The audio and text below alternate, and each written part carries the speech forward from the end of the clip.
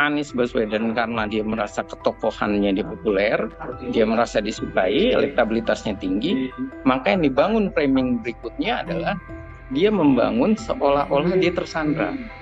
Dia membangun playing victim. Lebih baik Anies mendirikan Partai Anak Abah atau Partai Abah. Itu lebih baik karena mau menunjukkan sekuat mana kekuatan Anies dengan anak abahnya. Saya merasakan bahwa ini dilemparkan oleh Anies dengan isu seperti itu karena dia tahu dia akan menjadi, ada yang bilang gelandangan politik, kalau saya bilang pengangguran politik. Tentu ia tidak akan punya pesona.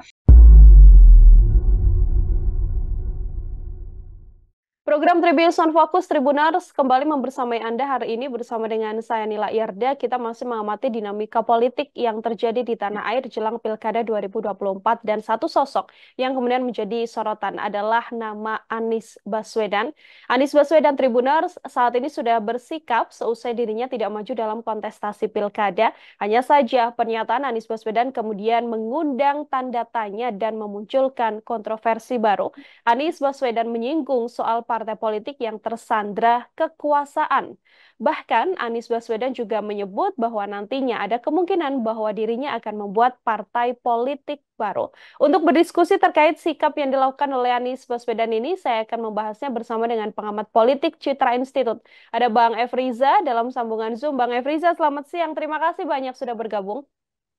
Ya, selamat siang Mbak Nila Yurda dan selamat siang untuk Tribun News. Untuk Tribun On Focus, terima kasih atas undangannya. Ya, terima kasih Bang Efriza kembali menyempatkan waktunya berdiskusi bersama dengan saya hari ini. Kita akan membahas bagaimana kemudian sikap politis dari Anies Baswedan. Tapi sebelum jauh lebih dalam bagaimana sikap atau langkah politik Anies Baswedan begitu ya Bang Efriza. Saya mungkin ingin minta pengantar terlebih dahulu dari Bang Efriza melihat bagaimana kemudian gagalnya seorang Anies Baswedan ini dalam kontestasi pilkada meskipun sedianya Anies punya elektabilitas yang juga cukup tinggi begitu Bang. Iya, kalau berbicara kegagalan Pak Anies, sebelum sampai ia mengusulkan ataupun membuat viral bahwa keinginannya adalah mendirikan partai politik, itu aspirasi dari kalangan masyarakat atau dari anak abah ataupun loyalis Anies, kita harus melihat dulu beberapa hal. Yang pertama kita flashback, satu adalah situasi politik saat Anies sudah tidak bisa, dalam arti ini maksudnya sudah tidak bisa, dia dalam posisi yang terjepit. Terjepit di sini ini ia harus mengambil posisi. Pertama adalah posisinya Anies Baswedan maju di pilkada atau tidak. Dan itu terjadi pasca pilpres. Dan saat pasca pilpres inilah suatu hal yang sangat fenomenal. Dan ini nanti berkaitan dengan yang lainnya. Yang kedua, setelah Anies memilih untuk maju di pilkada, ada asumsi yang sebenarnya sudah bisa ditangkap oleh Anies jauh-jauh hari, yaitu partai-partai politik khususnya oposisi, PKB, kemudian Nasdem, kemudian ada PDI Perjuangan yang niatnya membentuk koalisi untuk solid menghadapi pemerintahan di pilkada, ternyata dalam perkembangannya menyadari hal ini sangatlah sulit dan riskan. Dan ketika hal ini terjadi, tentu pilihan berikutnya adalah Anies semestinya ketika sudah turun level dan itu sudah dinyatakan bahwa ia adalah tokoh nasional, mengapa ia sudah menjadi capres harus memilih terjun ke pilkada, walaupun masih ada satu kesempatan lagi. Nah, ketika hal ini terjadi, semestinya Anies itu sudah bisa menangkap sinyal tersebut. Sinyal bagaimana kegagalannya, bagaimana reputasinya, dan bagaimana kontestasi 2029. Kalau ia benar-benar gagal di Pilkada 2024, apalagi gagal di pencalonan. Dan berikutnya, ketika hal ini berkelindan atau berhubungan, semestinya Anies Baswedan itu maju dari persorangan. Nah, berikutnya, ketika ia tidak memilih persorangan, semestinya kita harusnya Anies itu menangkap untuk mendorong partai politik, berkomunikasi dengan partai-partai politik, dan kemudian selain berkomunikasi, ia mengusahakan supaya ia dicalonkan. Nah, inilah yang saya rasa ini bisa disebut dengan strategi politik yang salah dari Anies. Ketika Anies menyatakan ia akan mendirikan partai politik, itu adalah anti klimaks dari kesalahan dirinya. Dan itu bukanlah ending yang bagus. Karena akhirnya membuat viral dan akhirnya membuat partai politik malah menantang Anies. Tunjukkan kalau dirinya bisa mendirikan partai politik. Seperti itu, Mbak, pembukaannya. Oke, ini adalah bagian dari kesalahan Anies Baswedan dalam strateginya untuk bisa berlaga di pilkada, termasuk juga bagaimana kemudian keputusannya membuat partai politik seperti itu ya, Bang Efriza. Sebelum ke sana, ini kan dalam statement yang kemudian dilakukan atau dibuat oleh Anies Baswedan melalui sosial medianya, ia mengatakan bahwa sedianya ada 4 partai politik begitu ya, ada PKB, kemudian ada Nasdem, ada PKS, dan yang terbaru PDIP yang merekomendasikan dirinya. Artinya bukan Anies yang datang, tapi partai tersebut yang mengatakan akan mengusung Anies. Meskipun pada akhirnya gagal juga, begitu Bang Efriza. Anies sempat menyinggung bagaimana kemudian pihaknya merasa dalam tanda kutip ada penjagalan begitu untuk kemudian membuat Anies Baswedan ini tidak maju dalam Pilkada Jakarta atau mungkin ikut kontestasi pilkada ini. Apakah kalau dari analisa Bang Efriza dan mengamati sebagai pengamat politik begitu ya, melihat gagalnya Anies ini karena penjagalan atau kalau dari analisa Bang Efriza sedianya murni karena Anies memang salah langkah sedari awal? Ya, kalau dilihat bahwa ini penjagalan, saya rasa tidak murni sebagai penjagalan. Ini adalah memang pilihan politik, pilihan dari partai politik itu sendiri. Ya. Dan ia memikirkan untung ruginya. Untung rugi dalam arti mengusung Anies atau masuk di pemerintahan atau bagaimana tawaran dari pemerintahan. Nah, kalau berbicara bahwa Anies ini punya masa, Anies ini sudah didekati oleh partai politik, dari awal Anies ini malah kalau kita lihat flashback didukung oleh PDI Perjuangan. Dan ketika ia didukung oleh PDI Perjuangan awal pertama dan ia juga langsung didukung oleh PDI Perjuangan dan kemudian mendapatkan respon dan disambut oleh Edi Prasetyo, semestinya dia bisa menangkap poin tersebut. Semestinya dia bisa untuk berkomunikasi dan mengapungkan boleh, tapi yang penting sudah berkomunikasi. Tapi ternyata pasif. Yang kedua, langkah berikutnya sudah dilakukan oleh Kaisang. Kalau Kaisang sangat sulit memang Anies. Tapi dari PKB sudah mencoba untuk menduetkan dengan Kaisang. Harusnya Anies itu mendatangi PKB atau merespon PKB. Dan berikutnya adalah saat PKS sudah menyatakan Anies harusnya menjadi tim ses atau menjadi kader dan kemudian diusung dengan aman, cari 4 kursi dan dapat dari Nasdem. Ketika dapat dari Nasdem, semestinya Anies itu langsung merespon.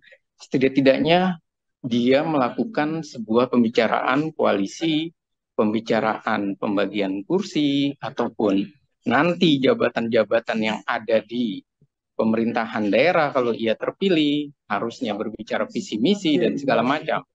Karena sudah tanpa syarat, itu yang diharapkan oleh Nasdem. Namun semuanya ini menjadi sesuatu yang anti klimaks.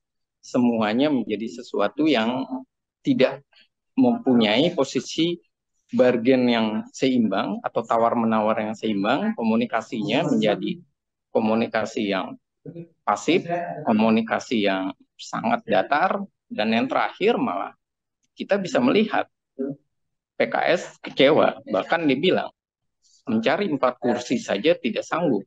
Jadi buat apa kami mengusung? Dan kedua, apa yang dikatakan oleh Ibu Megawati bahwa Anies Baswedan itu diharapkan oleh PDI Perjuangan sejak awal, dan PDI Perjuangan juga menyatakan semestinya ia datang komunikasi sejak awal. Jangan saat ada acara partai tiba-tiba ada relawan yang datang menggunakan pakaian hitam, dan saya rasa ini kalau mau lihat atau membacanya secara real, yang kurang dari Anies adalah bagaimana ia menemui petinggi-petinggi partai politik. Ia berkomunikasi, ia membuka diri, karena itulah yang dilakukan. Dari mulai seseorang mencalonkan diri, berniat, dan dia punya logistik segala macam, punya masa, dia harus datang ke partai politik untuk mempresentasikan bahwa ia layak dan ia perlu dukungan partai politik. Dan kalau ia menyatakan seperti itu, tentu saja partai-partai politik akan sangat senang karena ada pembicaraan terbuka di awal. Tapi kalau Anies semuanya serba diambangkan, dipasifkan, dan yang lebih salah lagi, Anies ini adalah membentuk relawan dulu. Relawan yang dibentuk yang semestinya ini adanya di saat kampanye, bukan di saat sebelum ataupun mendapatkan tiket. Dan inilah fakta nyata yang terjadi, bahwa tiket belum dapat, relawan sudah dibentuk, dan akhirnya yang terjadi zong. Apakah ini juga bagian dari kepercayaan diri Anies Baswedan, Bang Efriza? Karena kan kita tidak bisa memungkiri begitu ya, Anies Baswedan punya elektabilitas yang paling tinggi di Jakarta. Artinya sedianya, meskipun Anies Baswedan ini hanya diam saja, banyak partai politik yang harusnya datang pada Anies. Atau justru kepercayaan diri ini yang juga menjerumuskan Anies untuk tidak diusung oleh partai manapun? Ya, kalau saya melihatnya, ini sebenarnya kepercayaan diri Anies awalnya ini benar karena menarik buat partai politik. Tapi ketika dia percaya diri tidak dilanjutkan dengan komunikasi, maka bisa dikatakan dalam bahasa yang lainnya menyebalkan.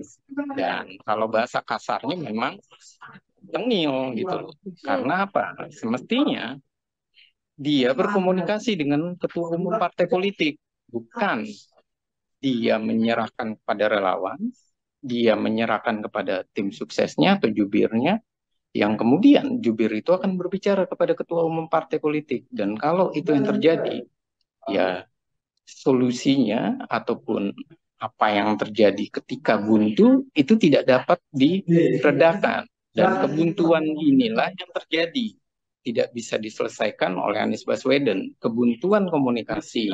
Karena apa? Contoh saja misalnya saat PDI Perjuangan mau mengajukan dia di Jawa Barat, sedangkan keputusan ada di DPP, Jawa Barat sudah menyatakan 95%, namun di sisi yang lain, Anies Baswedan ini masih dalam proses yang belum bisa untuk menjelaskan atau mengiyakan. Dan inilah yang terjadi situasinya.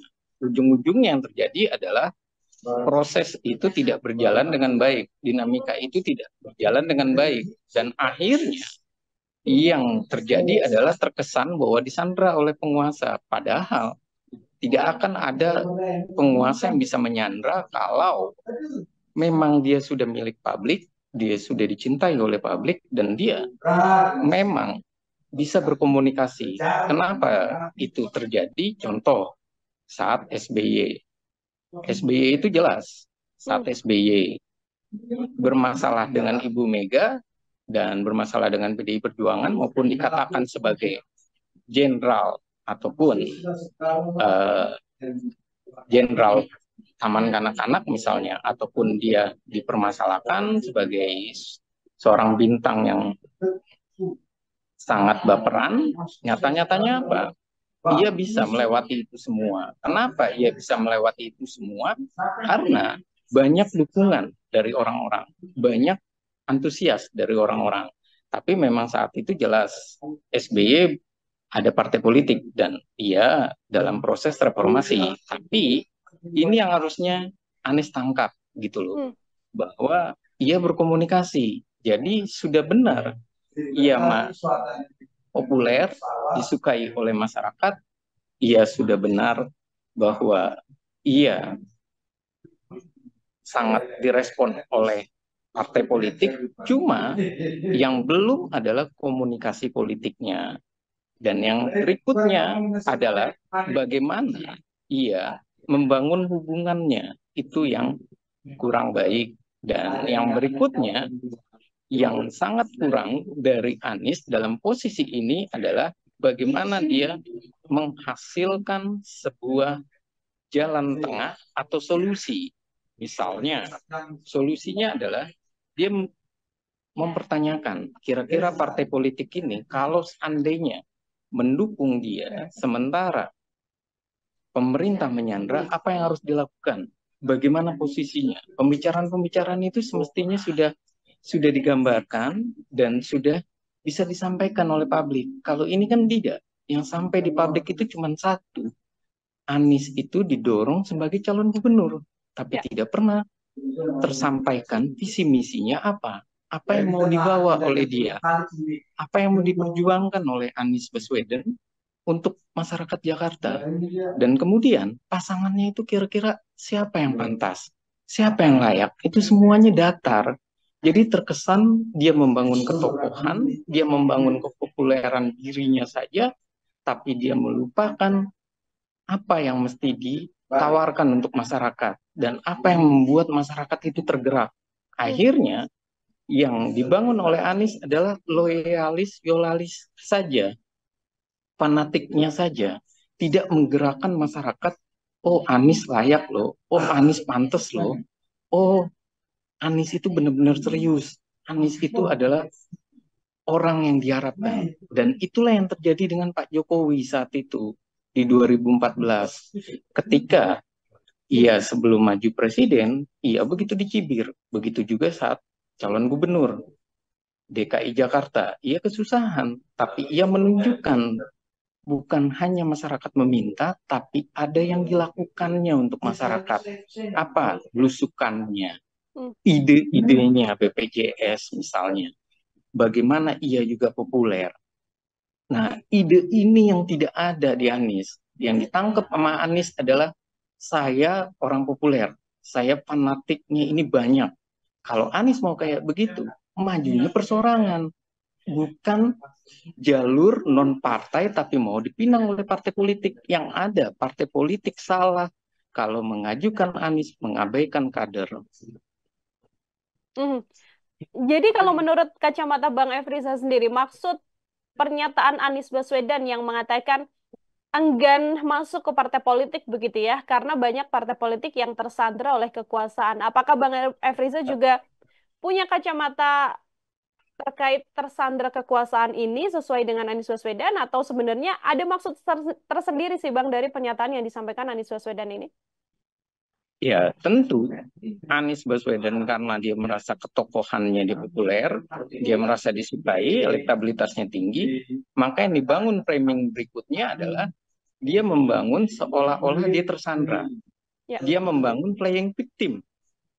Tapi orang tidak dapat membaca situasi yang lain. Apa situasi yang lainnya? Kenapa ia tidak masuk melalui persorangan? Kan ini bukan pilpres yang semuanya harus partai politik. Kalau dia mau mencontoh, contohlah Ahok. Contoh Dharma Kun. Nah, berikutnya, kenapa ia harus malah mendirikan partai politik? Kalau mendirikan partai politik, tersandra partai politik, bukankah syarat mendirikan partai politik nanti juga ada di Dekumham, di Menkumham? Kalau seandainya ada di lembaga itu, bukan malah lebih disandra. Berikutnya, di mana masanya Anies?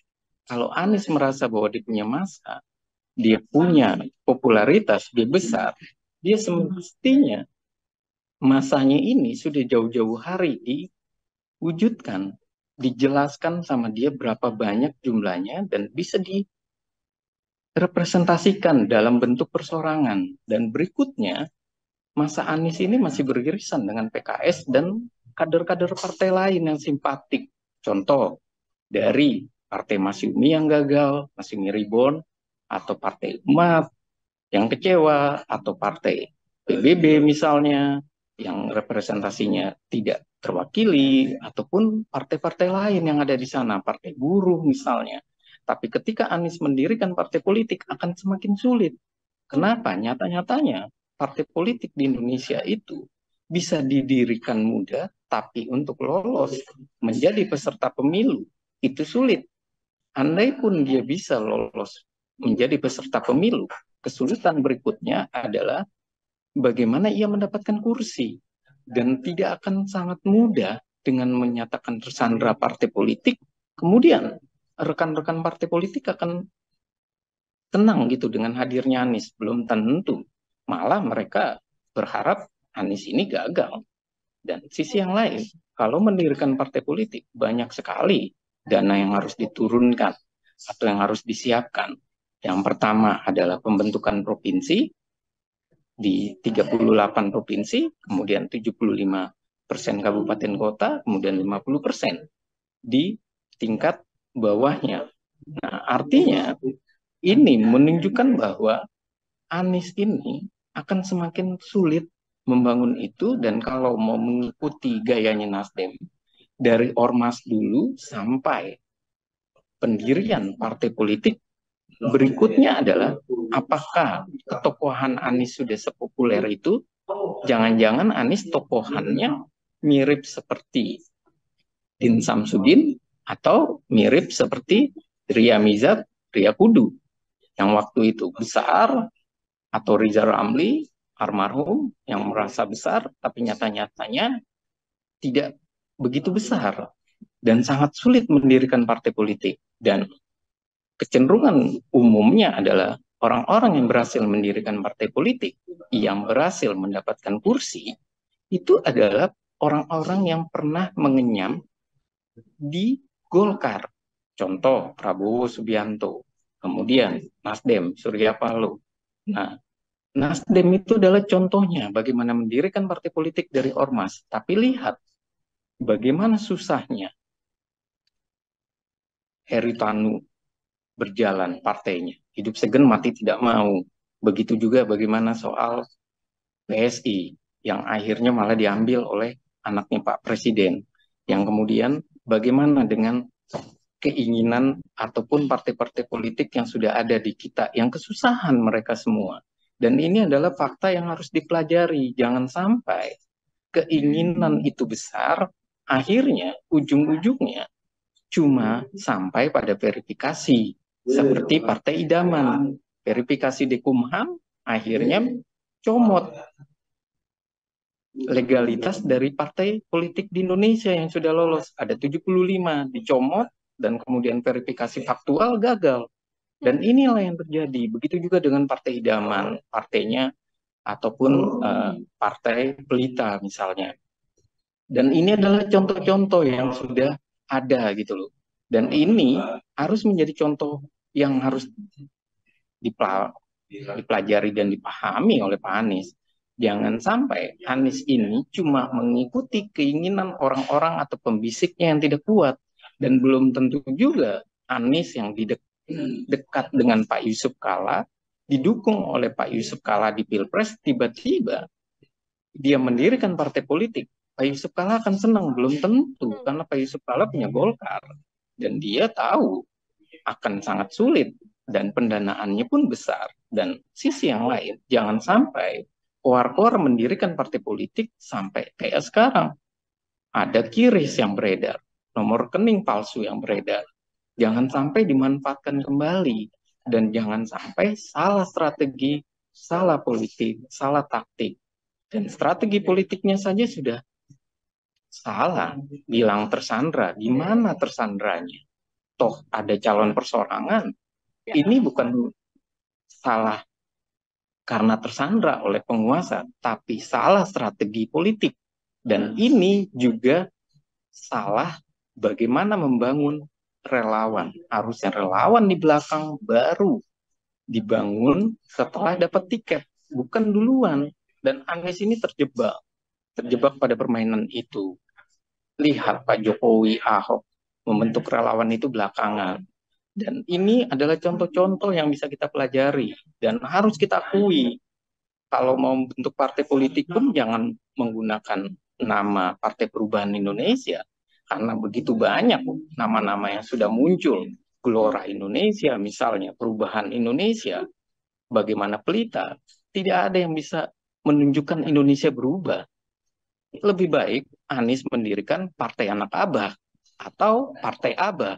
Itu lebih baik, karena mau menunjukkan sekuat mana kekuatan Anies dengan anak abahnya. Hmm. Bang Efriza sekarang kan memang tidak bisa melaju di pilkada begitu ya, seorang Anies Baswedan. Artinya kan Anies Baswedan punya PR bagaimana di 2029 apabila nanti Anies akan maju ke kontestasi Pilpres kembali begitu. Tidak bisa punya power selama 5 tahun di setelah memenangkan pilkada begitu ya. Artinya kan memang harus ada poin yang bisa dilakukan oleh Anies Baswedan untuk menjaga citra dirinya atau untuk menjaga nasib politiknya Anies menuju 2029. Apakah dengan membuat partai politik ini salah satu pilihan yang tepat bagi Anies atau sedianya hal apa kalau dari analisa Bang Efriza yang mungkin bisa dilakukan oleh seorang Anies Baswedan, Bang? Iya, tentu ini adalah pilihan Anies ketika ia sudah tahu, ia sudah gagal di DKI, gagal di Jabar, gagal, dan semestinya dia tidak melakukan dari awal, tidak melakukan turun level dari capres menjadi calon gubernur, dan itu pun tidak dilakukan oleh Pak Prabowo ketika kalah, dan itu adalah suatu hal yang sangat penting. Dan berikutnya, yang kedua, yang saya merasakan bahwa ini dilemparkan oleh Anies dengan isu seperti itu karena dia tahu dia akan menjadi, ada yang bilang gelandangan politik, kalau saya bilang pengangguran politik. Tentu ia tidak akan punya pesona. Dan apa yang terjadi? Saya rasa saat ini orang sekedar euforia saja, masih bawa-bawa Anies. Tapi ketika nanti menjelang Oktober, ketika nanti pemerintahan sudah berjalan, fokus pemerintahan berjalan, malah yang terjadi adalah orang melupakan soal Anies. Masa Anies pun melupakan soal Anies. Karena apa? Nilai perjuangan mereka, konsentrasi masyarakat juga sudah bergeser. Masyarakat tidak lagi berbicara tentang calon, masyarakat tidak lagi berbicara tentang kekuasaan, tapi masyarakat berbicara tentang kebijakan apa yang akan dilakukan oleh menteri. Menteri Oktober, Pak Prabowo akan dilantik, Pak Gibran akan dilantik, mereka akan berbicara, kira-kira menteri-menterinya siapa, kebijakannya apa, dan sorotan masyarakat itu akan ke sana bergeser. Dan lambat laun, isu-isu begini, anak abah yang solid dan segala macam, mereka juga lelah. Karena apa? Mereka ini kan masih kumpulan yang berada, tidak dipayungi dengan real, dengan badan hukum misalnya, seperti Projo dengan relawannya. Dan dia hanya simpatisan. Simpatisan ini hanya ya euforia saja sesaat. Dan itu ya terbagi di mana-mana. Dan itulah kenapa Anies ingin menciptakan, kalau nggak ormas, kalau nggak partai politik. Ya karena alasannya itu. Kalau tidak, dia akan sunyi, senyap, dan silent. Kalau tidak ada yang hubungi ya sudah. Tidak ada pers yang berbicara ya sudah. Jadi dia akan terabaikan, tersingkirkan. Dan saya rasa kalau sudah seperti ini, pilihan Anies itu cuma satu. Kalau tidak mendirikan partai politik, ya dia menjadi akademisi. Atau dia memilih mendekat kepada penguasa politik, kepada Prabowo Subianto. Dia mendekat, dia mengambil posisi menteri, dia bekerja sama.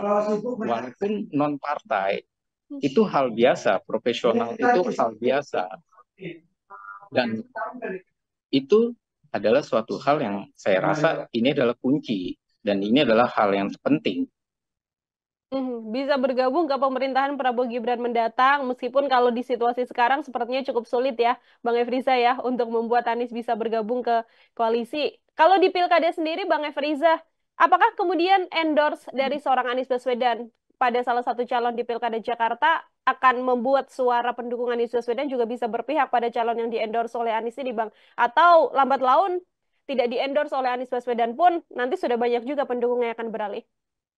Nah, ini pertanyaan yang menarik memang. Kalau dilihat, saya yakin posisi saat ini Rano Karno ini sedang di-endorse ataupun terlihat mendapatkan dukungan dari Anies Baswedan. Nah, apakah Anies Baswedan ini akan mengarahkan dukungannya atau dia akan merasa bahwa golput itu lebih baik tinggi supaya representasi dirinya itu terlihat bahwa ketidakhadiran dirinya itu di dalam peta politik Jakarta menyebabkan suara dari warga Jakarta itu menjadi turun drastis. Tapi pertanyaannya adalah belum tentu kalau itu dilakukan itu akan menguntungkan bagi Anies Baswedan. Kenapa? Karena situasinya adalah yang perlu kita pelajari. Apa yang kita pelajari? Bahwa Anies Baswedan ini bisa dikalahkan karena ada visi misi. Satu. Yang kedua, karena dia bisa mendekatkan calon itu kepada orang-orang. Nah, yang ketiga adalah bagaimana akhirnya masyarakat juga merasa bahwa selama ini toh Anies digembar-gemborkan untuk maju juga nggak punya visi misi. Toh kita yang merasakan sendiri bagaimana DKI Jakarta ini nantinya 5 tahun ke depan. Ya, jadi siapapun calonnya saya rasa masyarakat Jakarta bisa jadi berpikir Ridwan Kamil sudah berhasil, contohnya Rano Karno sudah punya track record di gubernur. Jadi kedua-duanya itu saya rasa menjadi pilihan menarik dan bisa jadi malah tidak hadir yang namanya posisi dari golput misalnya, atau situasi yang terbaik. Kalau saya bilang pilihan yang terbaik adalah Anies Baswedan malah mengendorse salah satu calon. Karena kalau Anies Baswedan mau melakukan sebuah upaya, biarkan saja saya tidak endorse, saya ingin buktikan suara saya besar. Kalau besar, kalau tidak akan repot, akan diketawai oleh masyarakat. Kalau seandainya ternyata memang sampai sekitar 80% ataupun sampai 90% masyarakat datang gitu. Dan seandainya golput, ternyata golputnya itu bukan karena Anies, golputnya itu cuma karena libur, atau golput karena partai politik semata. Nah, ini kan tidak bisa disebut bahwa ini adalah kemenangan Anies dalam hal golput. Yang ada malah ini adalah kesunyian Anies nantinya malah. Anies semakin sunyi, semakin tidak memiliki sebuah upaya untuk memberikan pendidikan politik kepada masyarakat. Semestinya ia menunjukkan pendidikan politik. Bahkan kalau saya bilang, kalau Anies mau, Anies itu bukan malah mendiamkan, tapi mencoba untuk meluruskan bagaimana proses-proses tawaran kebijakan ataupun isu kebijakan yang dibawa oleh para calon. Kalau itu yang dibawa oleh Pak Anies, saya yakin masyarakat itu akan senang nantinya. Para calon itu akan senang nantinya. Karena apa? Seperti merasakan bahwa Anies itu hadir.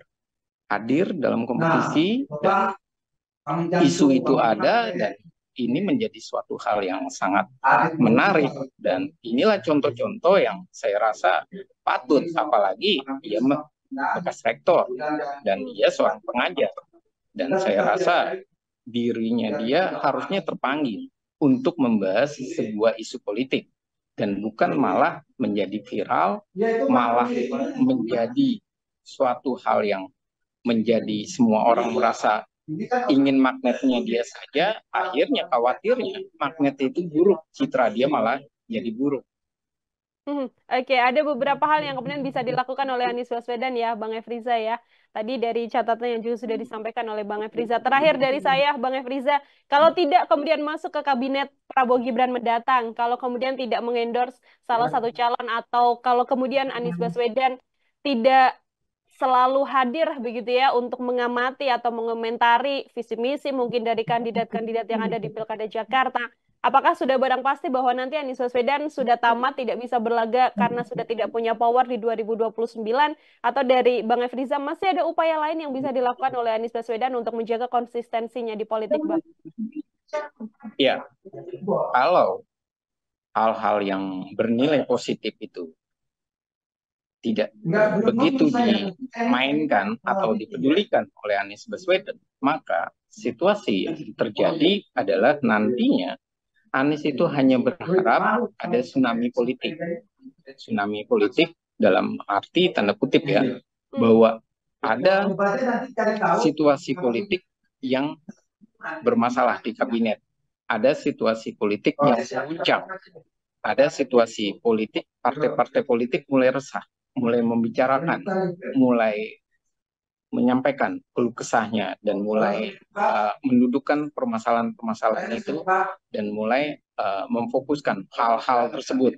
Nah, kalau hal-hal itu terjadi, diyakini situasi itu masih bisa memungkinkan bahwa nantinya partai-partai politik ini berpikir ulang. Ia mulai mempersiapkan Anies Baswedan. Dan lagi-lagi, kalau di 2029, kans itu dia masih ada. Kans masih ada, hanya saja persoalannya adalah bukan soal kans itu masih ada, tapi sangat sulit mengalahkan Prabowo karena yakin Presiden di Republik ini jarang dan sudah terbukti 2 kali dia pasti akan terpilih kembali di pemilu kedua, dan pemilu kedua rata-rata keterpilihannya sangat tinggi, apalagi kalau ia sudah tentu, kalau kita melihat para tokoh ataupun presiden di Indonesia dalam 5 tahun pertama itu selalu akan menyelesaikan visi misinya. Tapi di pemilu yang kedua bisa jadi dia mengabaikan visi misi dan mulai terlihat egonya, mulai terlihat bagaimana ia memikirkan kekuasaannya saja, itu terjadi. Tapi menuju ke 6 tahun atau pemilu kedua, jarang masyarakat Indonesia tidak antusias. Masyarakat Indonesia pasti akan berpikir kembali. Apa yang dipikirkan kembali? Bahwa melanjutkan program yang sudah dijalankan. Dan yang kedua, partai-partai politik tentu akan berpikir ulang. Kalau seandainya mereka merasa bahwa menggotong Anies kembali, tapi kansnya menang itu kecil juga.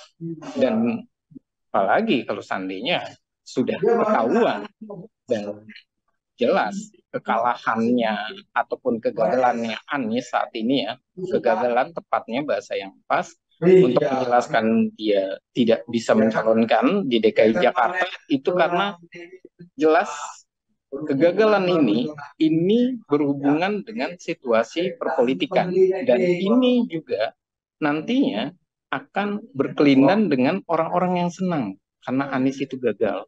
Yang pertama adalah PKS, karena dia mendapat wakil gubernur, tapi dia juga mendapatkan jatah menteri. Yang kedua adalah AHY dan Demokrat yang pernah dibohongin, jadi tidak mungkin dia mengusulkan Anies sebagai calon presiden di 2029. Yang ketiga adalah Prabowo Subianto, yang penilaiannya 11 dari 100.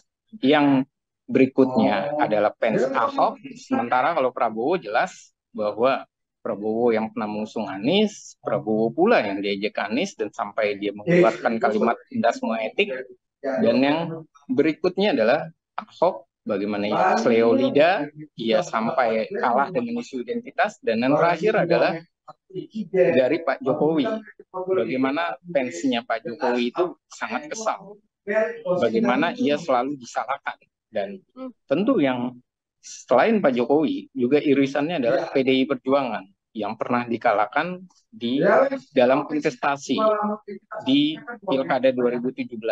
Ini membuktikan bahwa situasi perpolitikan, situasi yang terjadi ini sangat-sangat tinggi bahwa hal-hal ini akan berkelindan nantinya, dan partai-partai politik akan memikirkan kembali apakah layak atau tidak Anies untuk diajukan sebagai calon presiden, karena banyak hal yang terjadi di tokoh-tokoh nasional yang berhubungan dengan Anies, yang berhubungan dengan bagaimana ia kurang menghargainya, kurang komunikatifnya, bagaimana ia kurang membangun kedekatan, emosional, dan segala macam. Dan situasi inilah yang harus mulai direspon. Jadi kalau mau menuju 2029, Yang perlu diperbaiki oleh Anies adalah pribadinya yang tidak emosional, pribadinya yang tidak mau menunjukkan dirinya lagi yang arogan,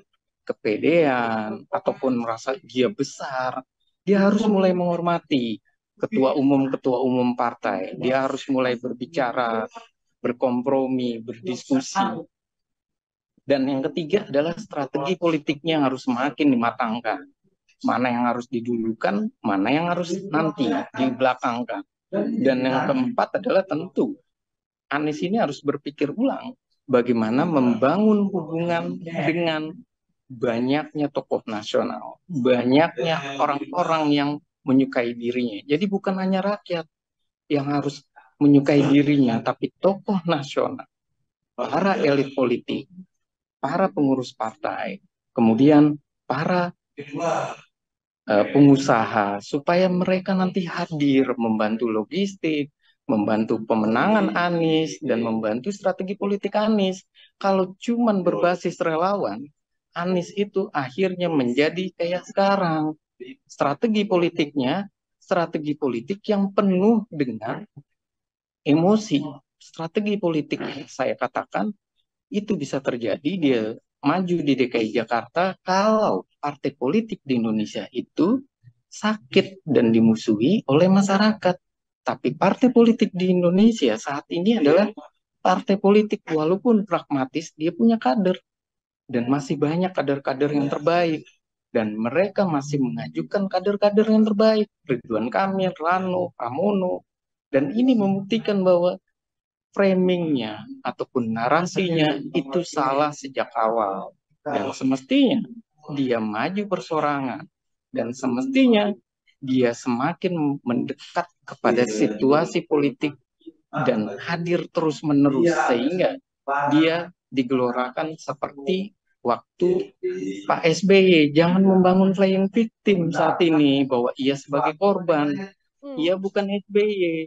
Ia bukan orang yang bisa menyatukan banyak orang, mendirikan partai politik dengan besar. SBY itu bisa jadi besar karena memang tokohnya dia sudah besar, dia kebetulan lawannya juga saat itu begitu kuat dan sleo lidah pula. Kalau ini kan tidak. Dia menyatakan tersandra penguasa, tapi Pak Jokowi itu selalu berkata, saya tidak mengurusi partai, saya bukan ketua umum partai. Jadi kalau gagal jangan salahkan saya. Coba tanya dengan partai-partai politik. Kalau dikatakan seperti itu, semakin sakit hati nantinya Anies mendapatkan statement dari Pak Jokowi. Gimana disandra oleh penguasanya? Yang ada malah saya bilang harusnya ketika disandra oleh penguasa, dia menyatakan saya maju persorangan kan partai politik tidak ada yang baik. Partai politik saya yakini sangat terikat oleh penguasa. Dan itu semestinya dinyatakan sejak awal, bukan di akhir. Kalau di akhir, dia mencoba membangun playing victim karena dia pengangguran politik. Dan dia tidak berhasil di DKI Jakarta karena kegagalan dia dalam strategi politik. Oke, ini menjadi PR besar juga artinya ya Bang Efriza ya bagi Anies Baswedan apabila memang masih ingin nanti bisa maju dan diusung di 2029, PR-nya agak besar nih karena harus menjaga hubungan dengan partai politik dengan segala rupa latar belakang yang sempat terjadi menuju Pilkada 2024 ini. Bang Efriza, terima kasih banyak untuk kesempatannya hari ini berdiskusi bersama dengan saya terkait langkah politik atau sikap yang dilakukan oleh Anies Baswedan. Semoga di lain kesempatan ada waktu lagi untuk kemudian berdiskusi kembali. Bang Efriza, selamat beraktivitas, Bang. Selamat beraktivitas, Mbak. Mohon maaf kalau bising atau salah kata, salah kalimat, dan salah bahasa. Sekali lagi terima kasih ya. Ya, terima kasih Bang Efriza, Tribuners, pengamat politik Citra Institute membersamai kita hari ini dalam program Tribuners Fokus. Nantikan obrolan saya dengan sejumlah narasumber-narasumber lain dan tema-tema lainnya. Saya pamit undur diri. Terima kasih banyak dan sampai jumpa. Download Tribun X sekarang. Menghadirkan lokal menjadi Indonesia.